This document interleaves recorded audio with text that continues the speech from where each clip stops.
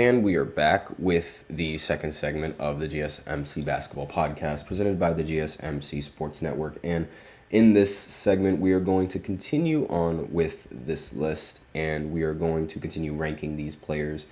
And so we stopped at 15 with Kawhi.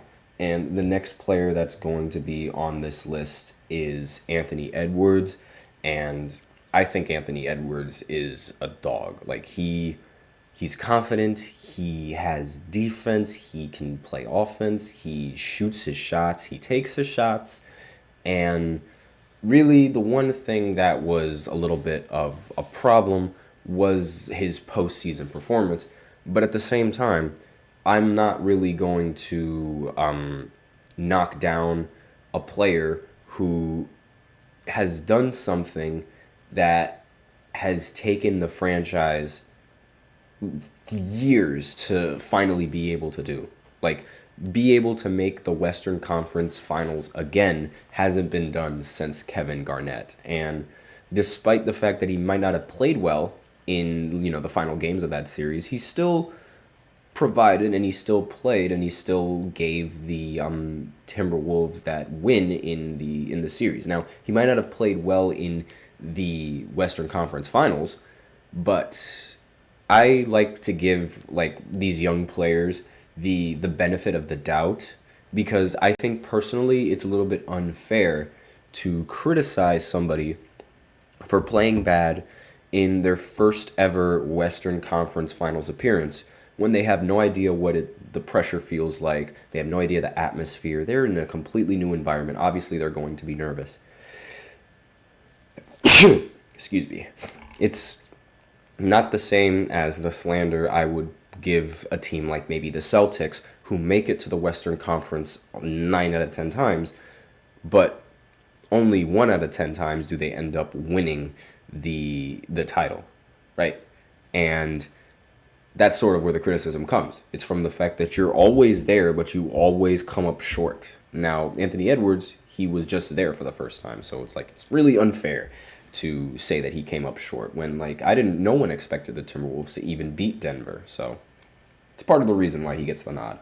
Next player is De'Aaron Fox. I think De'Aaron Fox is one of the most underrated point guards in the entire NBA. He did not get a single All-Star selection last season. He did not get an All-NBA selection last season, despite the fact that for the Kings, De'Aaron Fox, I believe, he was averaging around 25, maybe 27 points per game in the last season. Again, could be wrong. All right, I was close. 26.6, might as well be 25. Might as well be 27 points per game.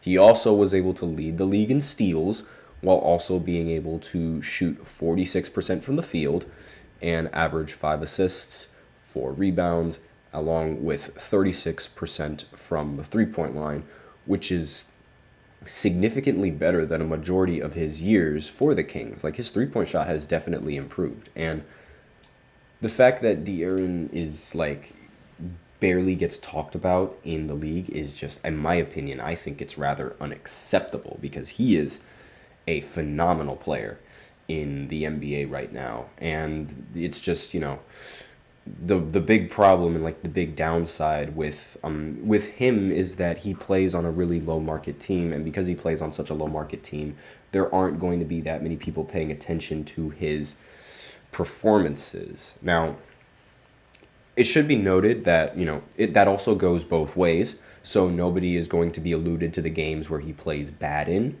and I completely understand that argument, but he was arguably the best player on the team. And to pair him up with Sabonis, they did something that was never even plausible for the Kings. They were able to play in the postseason. Again, that's barely plausible, And, well, not really play. They weren't able to play in the postseason for last season, but they were able to play in the postseason before, which is why I'm putting him, a little bit higher on this list than some other players, because again, really the big problem with the Kings in the last season, in my opinion, was I have no idea what went wrong with with the Kings, because like I feel like they were supposed to beat the Pelicans, especially after they lost Zion, but that ended up just coming off short. But aside from that, I mean, De'Aaron Fox definitely should be this high on this list. Now, next player is going to be Bam Adebayo. I was a little bit questioning on where I would put somebody like Bam, because I don't know. Like, in my opinion, I don't really think that highly of Bam. Like, I know he's talented, but it's like, would I want him as a starting center, or like would I want him as a center on my team? There are like so many other players that I would put over him, but given his accolades and given his finals appearances and his performances, I kind of have to put him this high, especially like, with what he was able to do for the Heat when Jimmy Butler wasn't there. And on top of, like, it's really like, just the collectiveness of his career. Because honestly, I would put Victor Wembanyama over him in a heartbeat.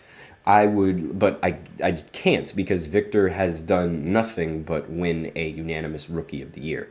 And I can't really compare that to making it to the playoffs. And, like, I mean, on top of the fact that Victor won the Rookie of the Year while playing on, like, the literal worst team in the entire NBA. And like literally just winning the Rookie of the Year. I can't put somebody who just won Rookie of the Year as their one thing in their career on this list. I'm sorry, that's just how I feel about it. So that's the big reason why I decided to put Bam on this list as opposed to somebody like Victor. And next player on this list, and probably going to be the final player before I get into 20. Like, I'm gonna save 20 for later, but the final player is number 19, Jamal Murray, and he's a baller. I mean, Jamal he's another one of those underrated point guards. And unlike De'Aaron Fox, Jamal Murray doesn't have a single All-Star appearance. But also, unlike De'Aaron Fox, Jamal Murray has a ring. And on top of that, he was also able to get a 30-point triple-double in the postseason, which is a very, very, very impressive feat for a point guard, let alone in the finals.